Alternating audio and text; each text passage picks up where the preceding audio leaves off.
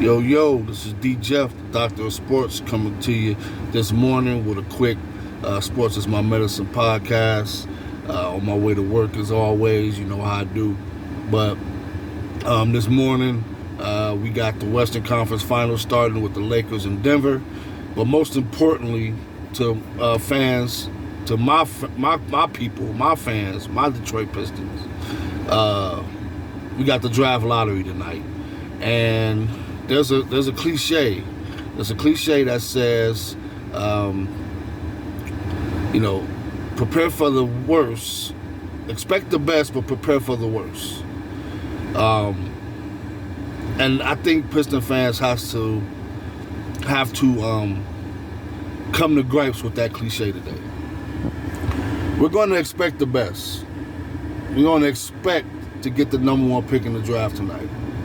We're going to expect that the NBA is not a part of Detroit versus everybody conspiracy, and there isn't really a conspiracy when it comes to the NBA draft lottery.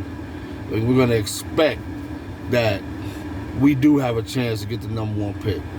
We got the number one pick a few years ago when the draft class was pretty underwhelming. Cade Cunningham, the Jalen kid from Houston, Evan Mobley. Those were the guys that were the big names in the draft when we got the number one pick. Last year, we had great odds to get the number one pick again, and we dropped to 4. We couldn't even get in the top 3 to get either Chet, Jabari, or Banchero. So we ended up getting Jaden Ivey, which I'm okay with. But getting Jaden Ivey last year makes this year even more important in the sense that the top 3 guys this year is, of course, Wembanyama, Brandon Miller from Alabama, and then Scoot Henderson from G League Elite Ignite. So having Jaden Ivey and Cade Cunningham puts us in a position where if we get the number 2 pick, are we going to take Scoot Henderson, who's arguably considered the second best player in this draft? Are we going to take Brandon Miller? Because the chances of us getting the number 1 pick is, 14%. But even more than that, what really makes me nervous is the fact that we have a 48% chance of getting the 5th pick. And we can't drop no lower than 5. But after the top 3, there's nobody else is going to make a difference on our team. So expect the best, but prepare for the worst. Piston fans, and I'm one of them. I love my Pistons. I'm not a huge NBA guy anymore. I think the league is watered down. Too many threes. I don't like the way they play the game anymore. It's positionless basketball, which I'm going to make a point about that in a moment. But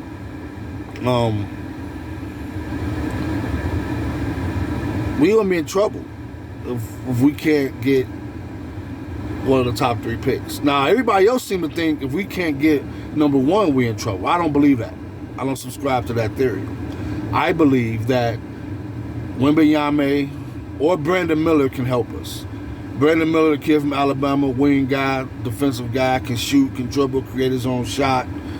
He can slide right in there into the 3, and we can get rid of Bojan or Bogdanovich, whatever his name is, at some point, and he can slide in and be that guy to play with Cade and play with Jaden Ivey. Now, if you believe in positionless basketball like the NBA is now, if we get the number 2 pick, then Scoot Henderson can play with Cade and play with Jaden Ivey. Just move everybody down one. Scoot's only like 6'2", 6'3". I think Cade is about 6'6", 6'7". Maybe he can play small. Maybe he can play the 2. Jaden gonna have to play the 2.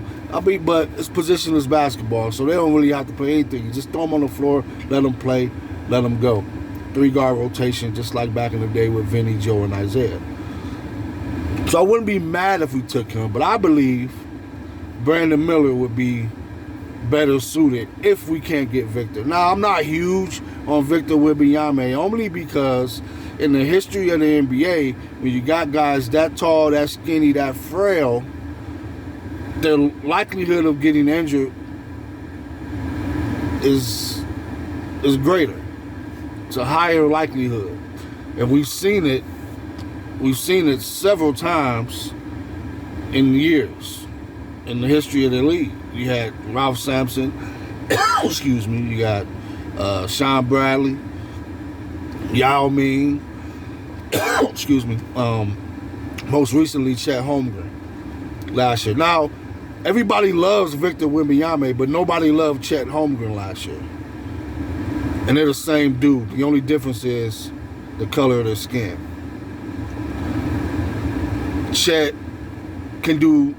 Chet's skill set, handle the ball, shoot the ball, create, play defense, big, tall, frail kid.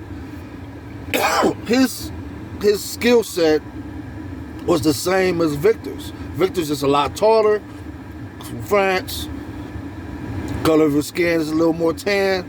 So nobody believes in Chet. Everybody believes in Victor. I think that's crap, but that's neither here nor there. So I'm worried about Victor and his size. His talent is undeniable if you watched him play at all. He's a unicorn. And I ain't talking, Kristaps Porzingis. He's another one. Tall, frail guy, injury prone. So, would I be upset if we didn't get the number 1 pick? No, I wouldn't be upset. But if we drop anywhere below number 3, that's a problem. We dropped last year to number 4. So, Piston fans, hope for the best. That's the quote. I've been saying it wrong this whole time. Hope for the best. Prepare for the worst. Hope for number 1. Prepare for number 5. Or hope for number 1, 2, or 3. Prepare for number 4 or 5. Because if you get 4 or 5, we're in trouble. All this losing, tanking, players being hurt, all everything that we've done in the last few years will be all for naught if we can't get that generational talent.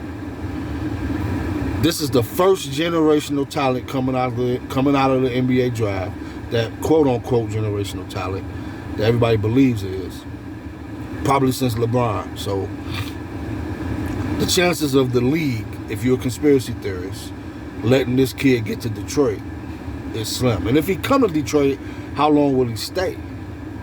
Because a kid like that, the NBA wanted a big market. A lot of people think because of the ties, because of the connection that San Antonio Spurs have with international players, that they're going to get the number 1 pick. Then you also got Houston, who's been tanking the last few years. A lot of people think they might get it. Jordan's selling Charlotte, so I'm not really worried about them. They'll love to make Jordan's team one of the best in the league if they could. You know how much they love their MJ. But if he's selling the team, they have no reason to do that. If you believe in conspiracy theories, if you believe that these ping pong balls are rigged and that the lottery is rigged. I'm not one that believe that, but I do believe there's a stigma against the city of Detroit, my hometown, the city I love, the city I was born in, city that was born in, that I was bred in and raised, and I wear on my sleeve everywhere I go. I'm from the D. So despite the fact that I got on the Washington National hat right now, but that's neither here nor there. I'm a Detroit boy, period. But there's a stigma, Detroit versus everybody, and that goes for media, that goes for fans, goes for just people, tourists, whatever it may be. That's the stigma. That's how we feel, and it's true. So, Piston fans, and I'm one, and this is what I got to do for myself. I got to hope for the best, but prepare for the worst. After the draft lottery, I'll do another podcast about who I think we should take, what I think we should do with that pick. But as of right now, Piston fans, if you got a lucky charm, if you got a God that you pray to, whatever you can do, let's try to make this top 3 pick happen. Again, I don't subscribe to the notion that it has to be number 1. We just can't drop below 3. It has to be a top 3 pick. And that's the way I feel. So, to all my Piston fans out there, get ready. Draft lottery tonight. The Pistons' future depends on this draft. So, get your lucky charms, baby. And let's get this top 3 pick. If we can get number 1, great. But let's at least get a top 3. So again, hope for the best, prepare for the worst. Peace.